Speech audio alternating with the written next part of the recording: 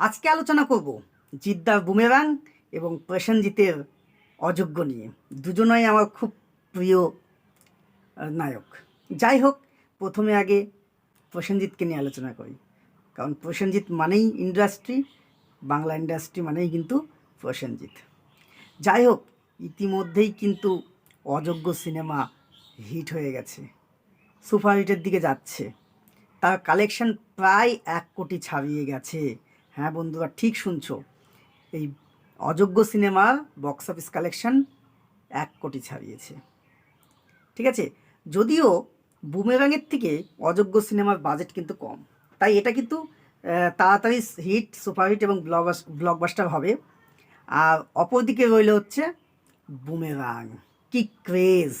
হয়তো জিদ্দাও কিন্তু এটা কল্পনা করতে পারেনি। এই সেকেন্ড সপ্তাহ চলছে, তবুও বেশিরভাগ সিনেমা হল হাউসফুল দেখাচ্ছে। প্রত্যেকে গিয়ে টিকিট কেটে জিদ্দার সিনেমা দেখছে। এটাই তো চাই, জিৎ, দেব, প্রসেনজিৎ, অঙ্কুশ প্রত্যেকের সিনেমা, বাংলা সিনেমা যাতে সিনেমা হলে চলে। বাংলার একজন দর্শক হিসাবে আমি এটাই কামনা করি। যাই হোক, 1.5 কোটির কাছাকাছি ইনকাম করে ফেলেছে কিন্তু বুমেরাং, আর অযোগ্য 1 কোটি ছাড়িয়ে গেছে। দেখো, এটা কিন্তু স্বাভাবিক। তোমার অযোগ্যর বাজেট কিন্তু কম, আর বুমেরাংয়ের বাজেট কিন্তু অযোগ্য থেকে অনেক বেশি। তাই বুমেরাংকে হিট, সুপারহিট এবং ব্লকবাস্টার হতে গেলে তাকে কিন্তু ইনকাম বেশি করতেই হবে।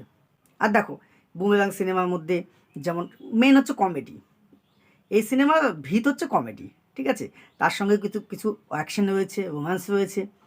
সব ধরনের দর্শক কিন্তু বুমেরাং দেখছে। মাল্টিপ্লেক্সের পাশাপাশি সিঙ্গেল স্ক্রিনগুলোতেও কিন্তু বুমেরাং খুব ওয়ার্ক করেছে। অপরদিকে অযোগ্য মাল্টিপ্লেক্সে কিন্তু খুব ভালো ব্যবসা করছে, যদিও সিঙ্গেল স্ক্রিনে তুলনামূলকভাবে কম।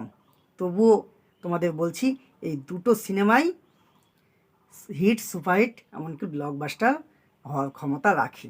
দুটো সিনেমাই খুব ভালো। যাই হোক, আজকে 8 দিনের প্রেডিকশন আমি করলাম। বুমেরাং প্রায় 1.5 কোটি আর অযোগ্য প্রায় 1 কোটি। ঠিক আছে, এর পরের বক্স অফিস কালেকশন নিয়ে আমি ভিডিও আনবো। যাই হোক, আমার চ্যানেলে যারা নতুন তারা অবশ্যই আমাকে লাইক, কমেন্ট, শেয়ার এবং অবশ্যই সাবস্ক্রাইব করবে পরের ভিডিওগুলো দেখার জন্য। নমস্কার।